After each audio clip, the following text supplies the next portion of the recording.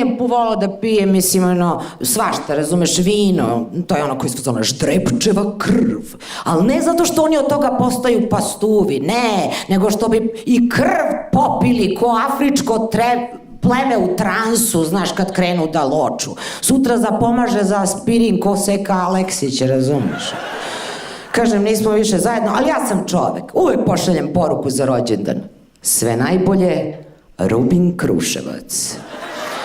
Onda izvučem drugu tu podgrupu, rakijaši.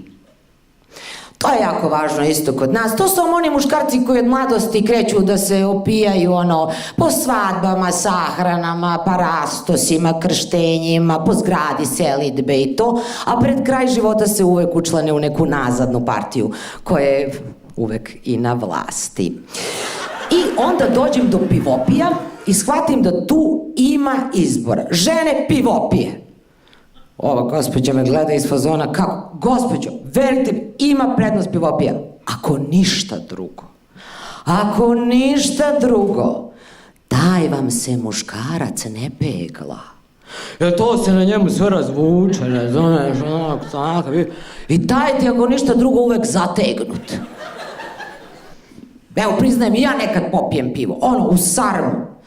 Sarma i pivo, pa to mi ide zajedno, ne mogu da razdvojim, ide zajedno ko starleta i kriminalac, znaš, to je sve. Ali naravno, i kad je pivo u pitanju, žene, budite obazrive, znaš, ako vidiš da pije neko pivo, s ukusom ovoga, onoga, kao, to je situacija, čekaj, hoćeš pivo ili sok? Ne.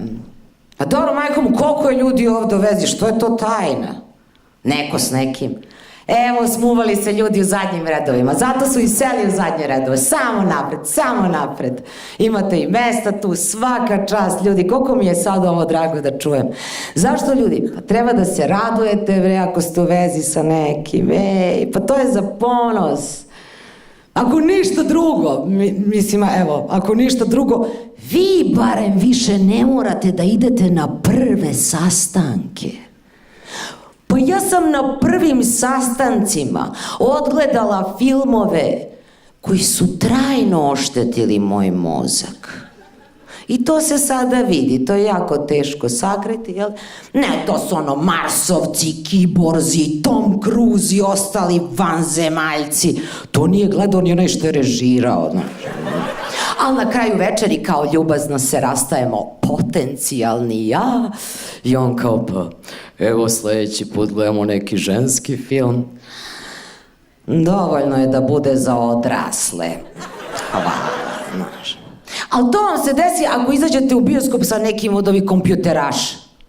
Ko šta rade, oni vode u bioskop, znaš. I uvek neki film o smaku sveta, kao, za lep početak veze, znaš.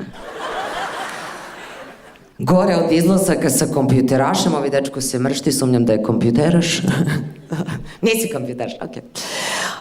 Gore od izlaska sa kompjuterašem, jer ima i gore, jel da?